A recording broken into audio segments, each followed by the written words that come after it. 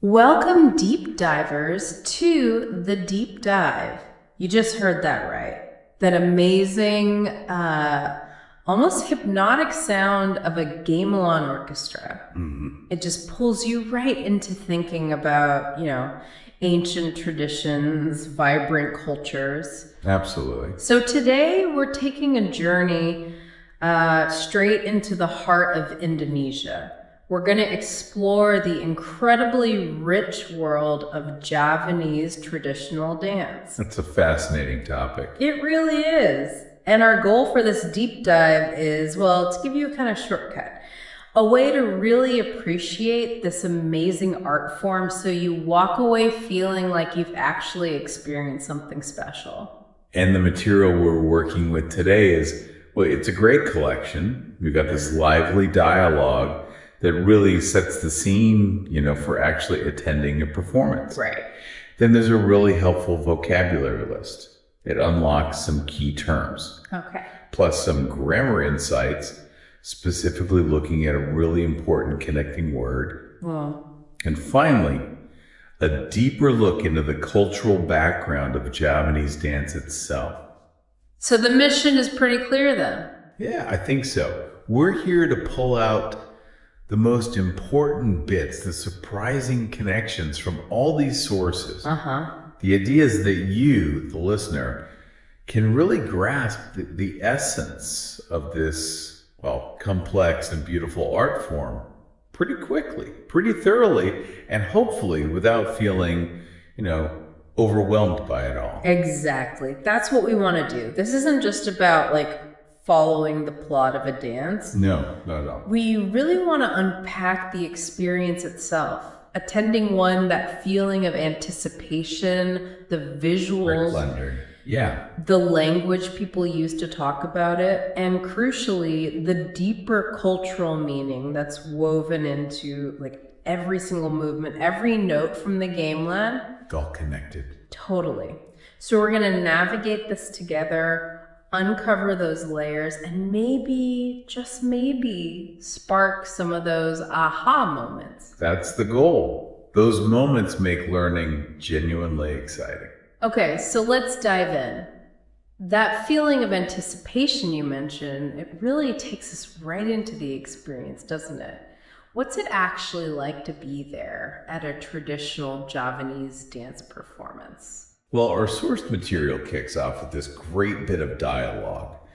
And right away, it paints this picture of a long-held dream and this shared admiration. Okay. We meet Lisa, and she says something I think a lot of us can relate to. She says, "Aku sudah lama ingin menonton pertunjukan tari tradisional Jawa." Which means... It translates to, I have been dreaming of watching a traditional Javanese dance performance. You can almost feel her excitement building, Yeah, you really can. And right away, her friend Hana jumps in with that same feeling, responding, "Aku juga mengagumi tari tradisional Jawa." I also admire traditional Javanese dance. Exactly. It just sets this really lovely, inviting tone, a shared passion for the culture. What strikes me there is how universal that feeling is. That anticipation for traditional art. It really is. That opening, it establishes this powerful sense of shared cultural appreciation almost immediately. It goes beyond language, doesn't it? Yeah. It's that basic human thing, that longing to witness something traditional, whether it's ballet, opera, or, the intricate movements of Javanese dance we're talking about here. Right. It speaks to that connection we feel with cultural expressions, with heritage that's lasted for generations. The immediate connection between Lisa and Hana, even before the show starts, it really highlights that deep admiration. It draws you right in. It does. It suggests this art form holds a special place. Yeah. Not just for them, but really for anyone who encounters it. You feel that shared anticipation. Absolutely. And then the conversation, it shifts a bit, doesn't it, to the actual venue. Yeah, it gets practical. Lisa's impressed. She says, this place is amazing. But then there's a slight reservation. She notes, saya orang teaterina kecil jadi kehadiran penonton di sini sangat terbatas. Ah, so too bad. The theater room is so small that the number of participants is very limited. Exactly. Yeah. It's that mix of wonder and, well, practical constraints. Something you run into sometimes at popular events. It feels very real. It does. And if we connect this to the bigger picture, Lisa's comment points to a challenge a lot of traditional arts face worldwide, right? That tension between the ideal way to present something and the actual limits of space or resources. And Hannah's response is really pragmatic. It shows that adaptability we often see. She explains, karena tidak cukup besar, pertunjukan kadang digelar di tempat lain yang memiliki kapasitas ruangan lebih besar. Meaning? Because the room is not large enough, the performance is sometimes held in another place that has a bigger theater room. Okay. It seems like a small detail, but it really illustrates the kind of resourcefulness needed to share cultural heritage, especially for bigger productions. Finding ways around limitations. Exactly. It shows the artists and organizers are committed to making it accessible, even if it means finding other places.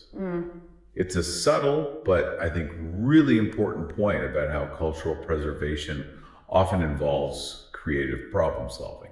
Yeah, definitely. It's a testament to their dedication, finding a way. It reminds us that even these revered art forms have to deal with logistics. Right.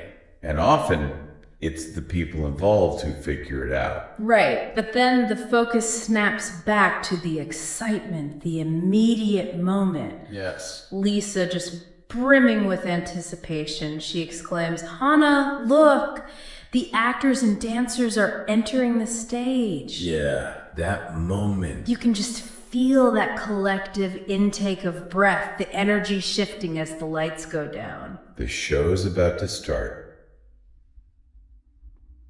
And Hannah's reply, it really underlines the significance of what they're about to see. Yeah. And also gives us a peek into the dedication behind it all. Okay. She reveals, hari ini mereka akan mementaskan Ramayana dan mereka telah banyak berlatih untuk pertunjukan ini. Which translates to?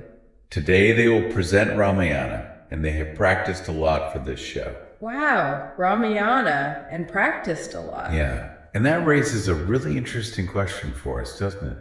What does all that practice tell us about the dedication needed for traditional arts like this? It implies a huge amount of work. It speaks volumes about the rigor, the discipline, the sheer commitment needed to master and perform these complex, often ancient narratives. It's not just learning lines. Not at all. This dedication isn't just repetition. It's mastering incredibly intricate finger positions, the tiniest facial expressions that convey deep emotion, complex sequences passed down for generations.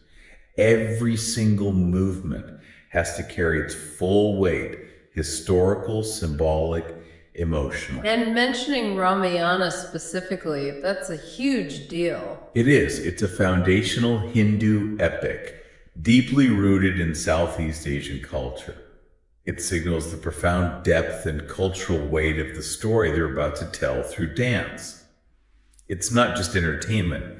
It's a living cultural retelling, honed through immense effort. Almost sacred in a way.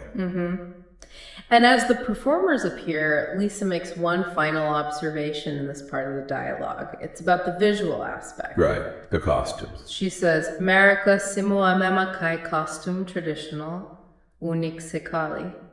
Or, they are all wearing traditional costumes. It's very unique. You can hear the wonder in her voice. Yeah, you can tell these costumes are central, captivating. They immediately grab your attention and immerse you. And they absolutely are. These traditional costumes, they're not just clothes.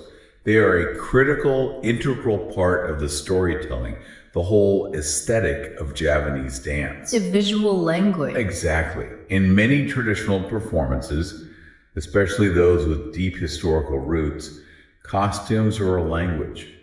They tell you about the character, their social status, specific emotions, sometimes even their spiritual significance. How so? Well, they're meticulously designed. Specific colors, intricate patterns, elaborate accessories, all steeped in cultural meaning. The colors, for instance, might symbolize character traits. Red for bravery or maybe aggression. White often for purity or refinement. The materials, too, often hand-dyed batik fabrics, aren't just chosen for beauty, but for how they flow with the dancer, enhancing the movement's grace. They're worn with incredible precision, complementing every gesture. And this connects to something later. Yes, it raises an important question we'll come back to. How do these visual elements contribute to that moral education aspect of the dance? Which, as we'll discuss, is a really key underlying purpose. The uniqueness Lisa sees isn't just about looks, it's about their deep role in creating this immersive, meaningful experience.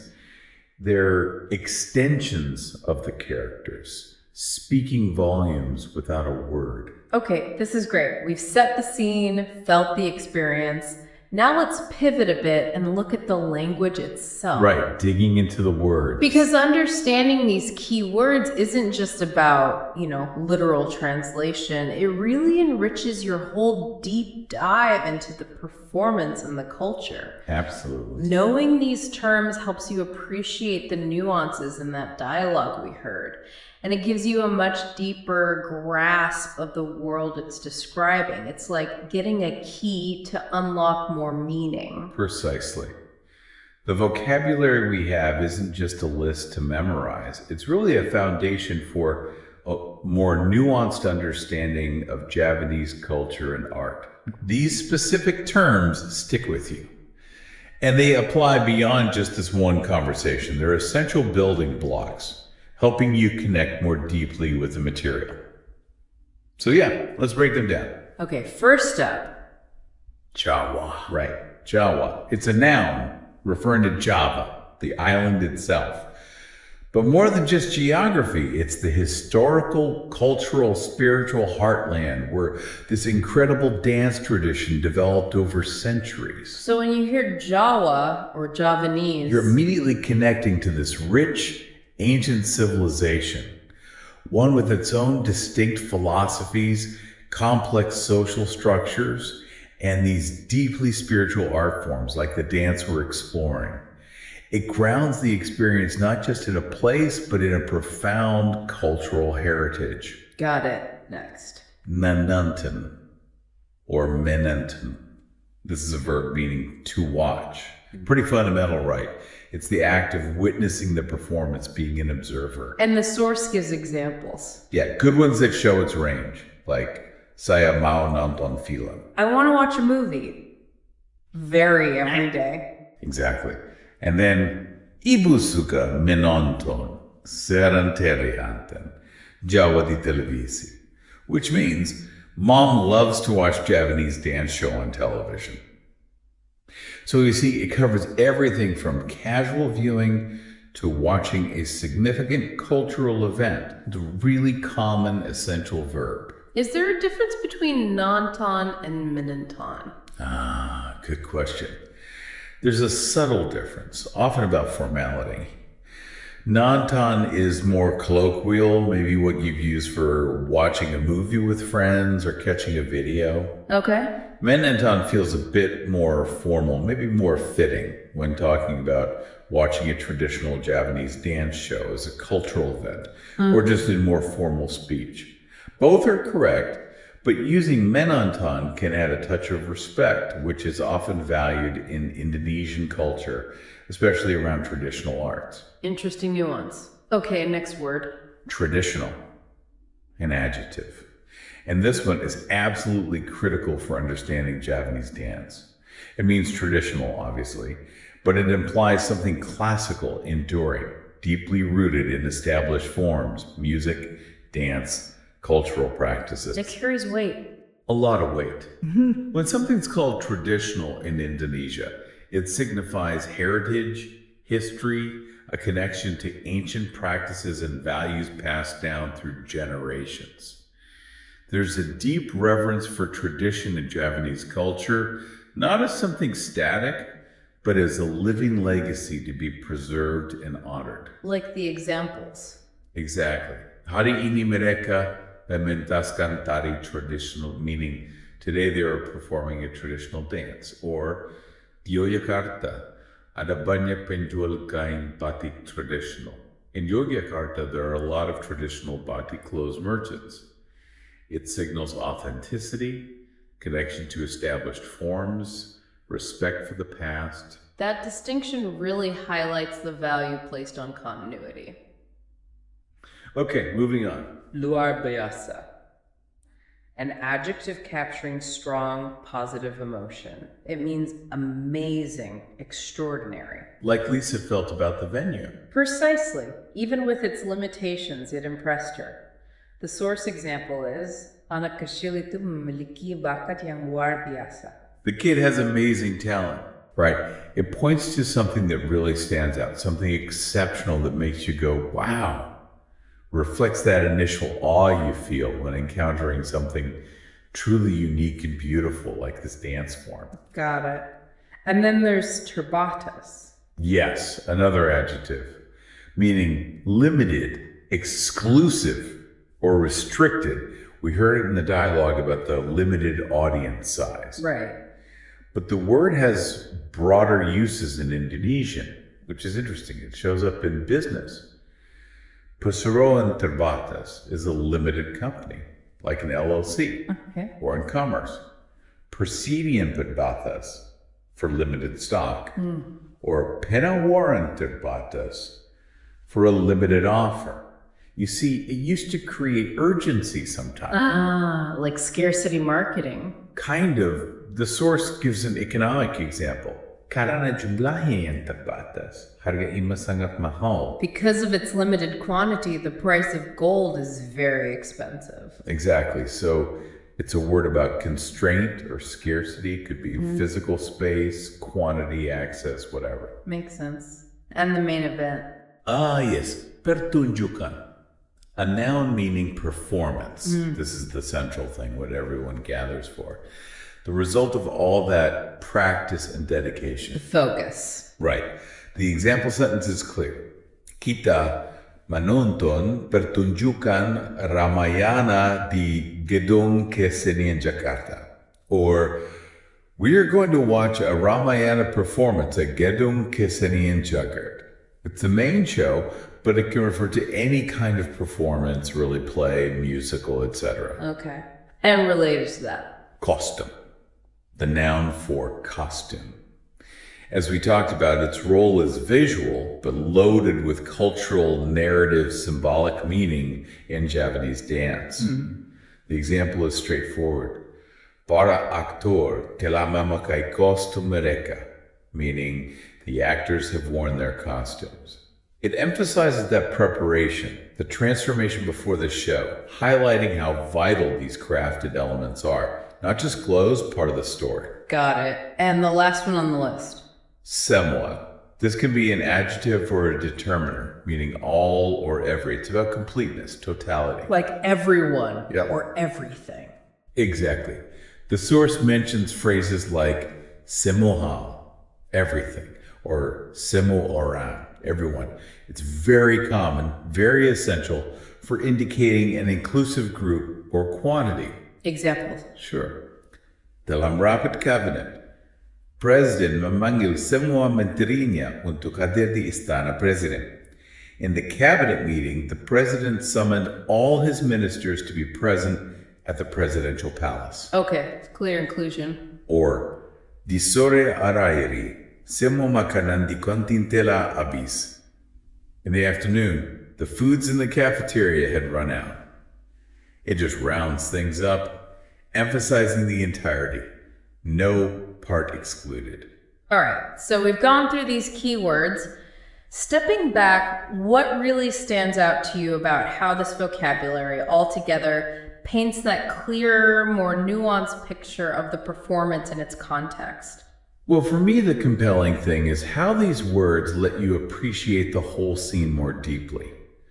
You move beyond just the plot of the conversation into the underlying structure of how it's described. Can you give an example? Sure. Like knowing turbatas and its wider uses helps you understand that Lisa's disappointment about the theater isn't just about that room. It taps into a common human experience of limitations. Right. Or understanding the depth of traditional lets you grasp the huge weight of cultural heritage these dancers carry, beyond just defining it as classical. These words aren't just labels. They're like little doorways into deeper cultural understanding. They help you see why things are said, how feelings are put across, what values are subtly conveyed. It creates a much richer picture for you, the listener. It's like getting finer tools to appreciate the complexity. That's a great way to put it. Okay, now here's where I think it gets really interesting. We're shifting gears slightly to look at the architecture of reason, you could say. The grammar bit. Specifically, the conjunction because, which is Karena in Indonesian. Understanding this seemingly simple word is just crucial for connecting ideas, explaining why things happen in any language, really, and it's used constantly in Indonesian. It really is. Karena is simple, but incredibly powerful. It's a conjunction, basically used to link clauses to show cause and effect. Yeah. Usually it comes right before the clause that states the reason for whatever happened in the main clause. Okay. And this makes you think, doesn't it? How does the structure of language itself, like using words for because, actually shape how we understand and talk about causality? It's not just about passing information, but about how we frame the reasons behind things. That's a deep thought. So the basic structure is straightforward. Yeah, pretty much. You have your main clause, the event or state, then Karena, then the reason or the subordinate clause explaining it. Main clause plus Karena plus reason. Simple enough. And in English, Karena is quite flexible in translation. It's not just because, it could be due to, because of, sometimes even caused by, depending on the nuance you want. Okay, let's see some examples. All right, from our source, a very common one. Dia terlambat datang Karena jalanan sangat macet. He is arriving late because of bad traffic. Direct cause and effect. Exactly. Clear link. Then there's one highlighting a bigger reason, maybe putting the cause first for emphasis. Karena akan ada topan badai, murid tidak masuk sekolah hari ini. Because there will be a hurricane, students will not attend school today. Cause first, emphasizing its power. Right. The impending disaster dictates the action, or lack of it. And here's a really important one, linking behavior to consequences. Merokok dapat merugikan kesehatan karena menyebabkan kanker. Smoking is harmful for health because it can cause cancer. Right. Very direct warning. Yeah, it makes that causal link explicit and impactful. Shows how Karena conveys crucial info about risk. Okay, so it's versatile, but you mentioned something else. Yes. What's really interesting is that Indonesian gives you another option. Sebab. It has the exact same function as Karena. So they're interchangeable. Pretty much. It's like having two tools for the same job.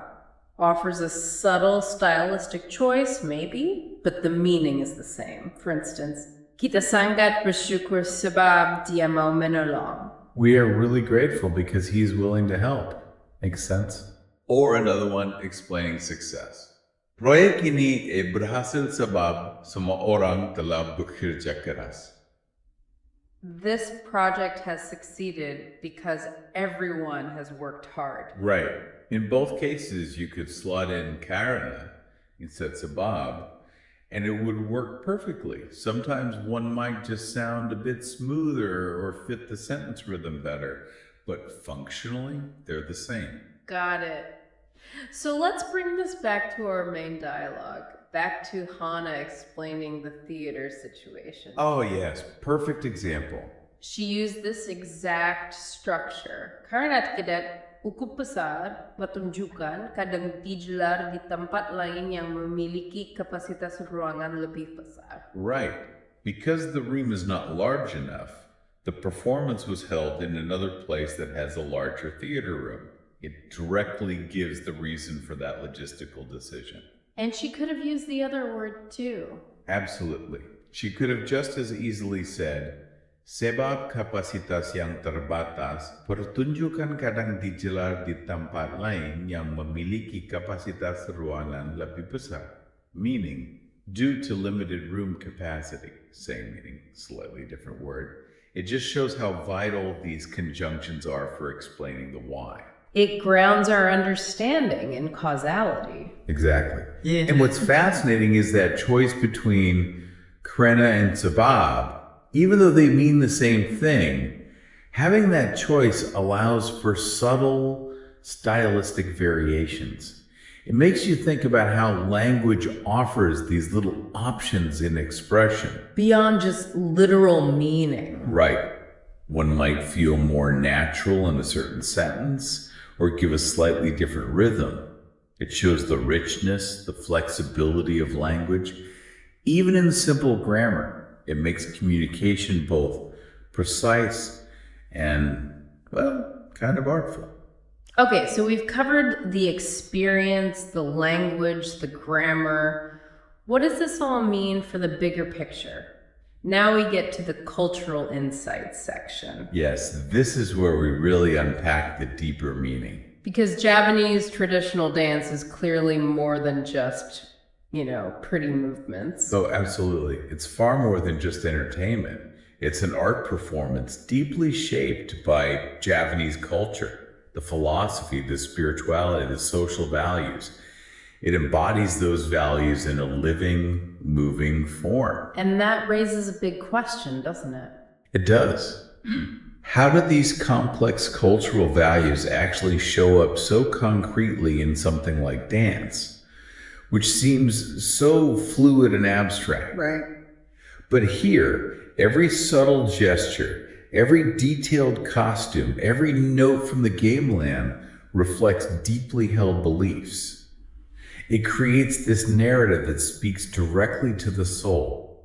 So let's get into the defining characteristics. What makes it unique? Well, first and foremost, you absolutely have to talk about the gamelan orchestras. That unique accompaniment is central. It's not just background music. Not at all. Gamelan is this intricate percussive ensemble, mostly bronze gongs, metallophones like the saron and gender, drums called kenhang.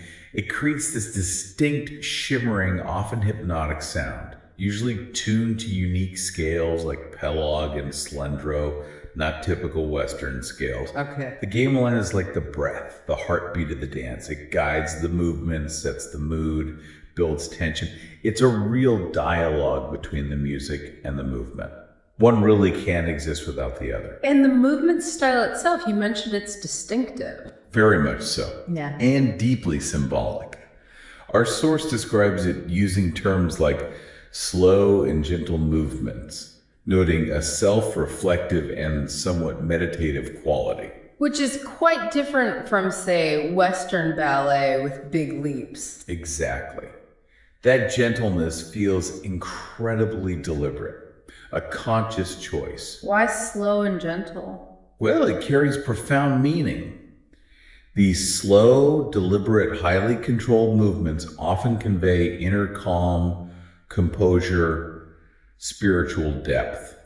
They require incredible precision and internal focus from the dancer. Every muscle, every angle of the wrist, the placement of a fit, the shift of the eyes, the tilt of the head. Wow. It demands a kind of meditative focus from the dancer, which in turn encourages a similar contemplative feeling in the audience.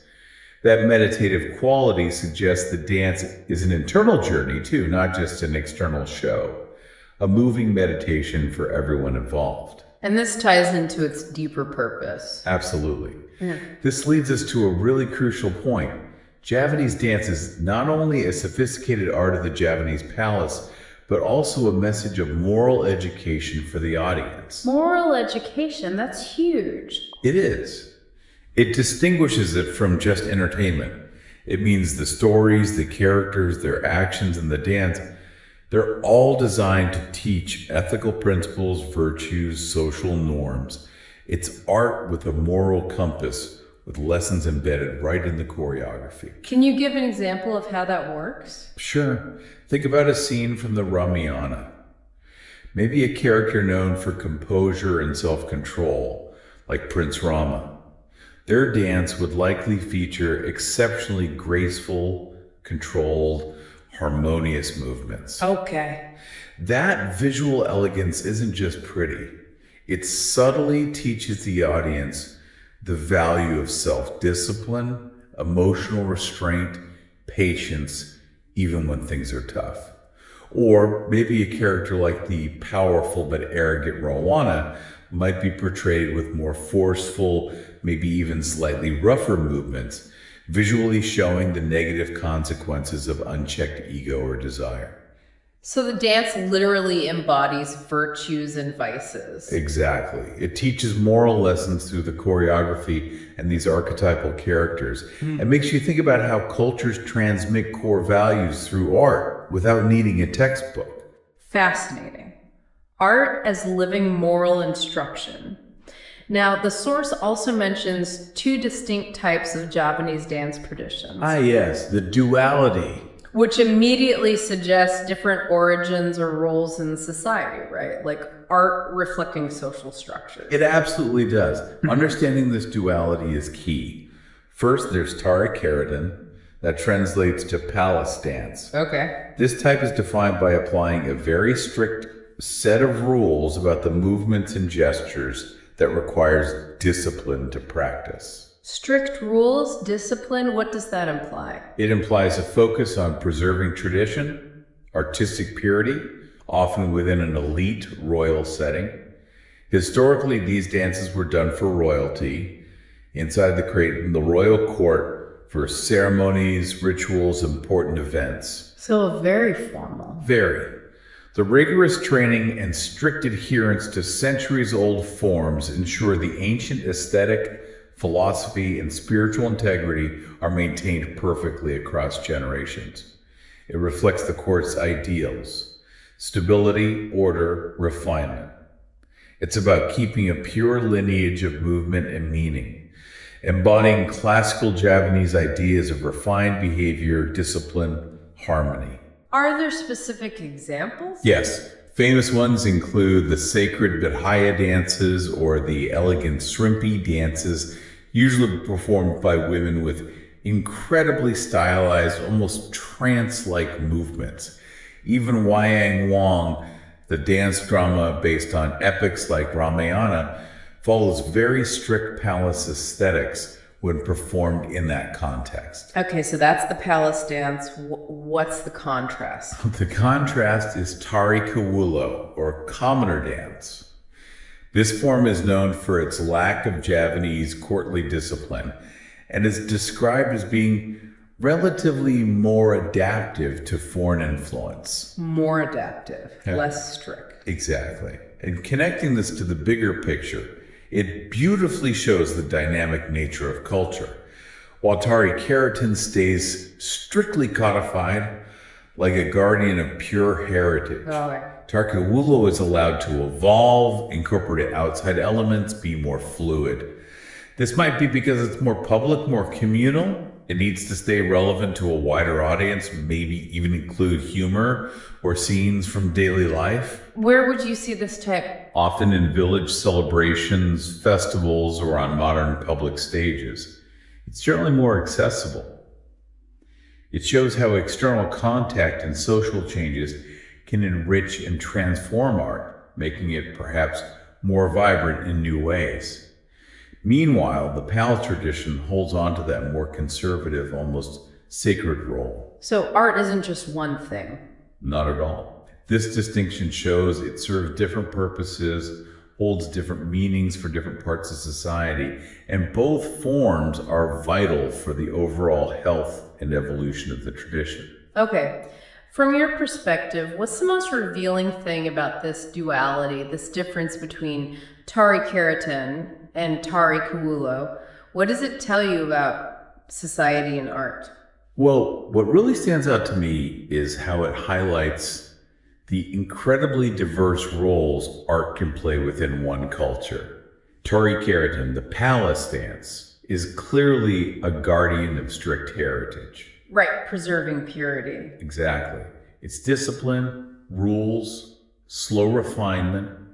It reflects a deep desire to preserve an ideal, a link to a dignified spiritual past, maybe even reinforce social order or embody divine harmony within the court. It's like a living museum of refined Javanese aesthetics. And the commoner dance. Tari Kawulo, while still beautiful, allows for much broader expression and adaptation. Its flexibility mirrors the changing realities and influences affecting everyday people.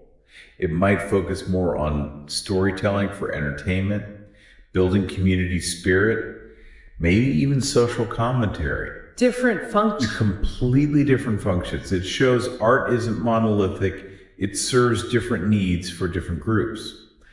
And both types, the rigidly preserved and the adaptively evolving, are absolutely vital for the overall health, dynamism, and ongoing relevance of the whole cultural tradition. It's a fantastic illustration of how culture is both preserved and constantly being remade.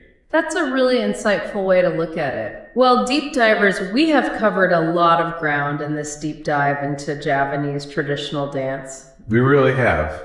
We started by immersing ourselves in that performance experience through Lisa and Hannah's eyes, feeling the buzz, understanding those subtle logistical points. Then we really unpacked the language, getting familiar with keywords like Jawa, non-Temenentin, traditional, luar biasa, terbatas, pertunjukan, costume, and semwa, which I think really did paint a clearer, more nuanced picture. They definitely help. And we tackled the architecture of reason, understanding how Karena, or sabab, works to connect ideas and explain causality, letting us articulate the why. Crucial stuff. And finally, we explored that rich cultural tapestry behind the dance. The gamelan, the slow meditative movements, that profound purpose of moral education.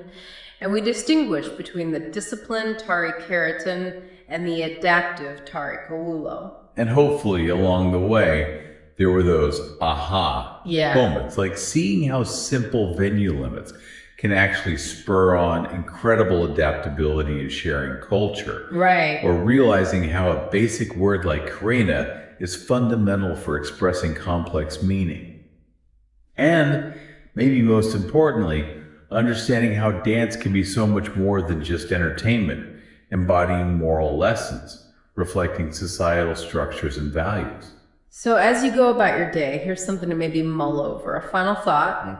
Consider how that moral education aspect we found in Javanese dance might show up in other traditional art forms you encounter.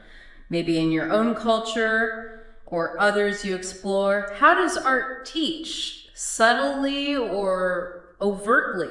That's a great question to ponder. And also, think about how a single limited detail, like that small theater room, can sometimes reveal larger truths about resourcefulness, adaptability, and the spirit of cultural preservation. What do limitations actually enable? Interesting angle. We really encourage you to maybe seek out more about traditional Javanese art, perhaps listen to some gamelan music, it's truly unique. Or even watch a performance if you get the chance. It's an experience that lets you dive deep into the heart of a really vibrant and ancient culture. Absolutely worth exploring further. Until next time, keep diving deep into the world around you. Thank you for watching this video. Hopefully useful. Don't forget to like and subscribe.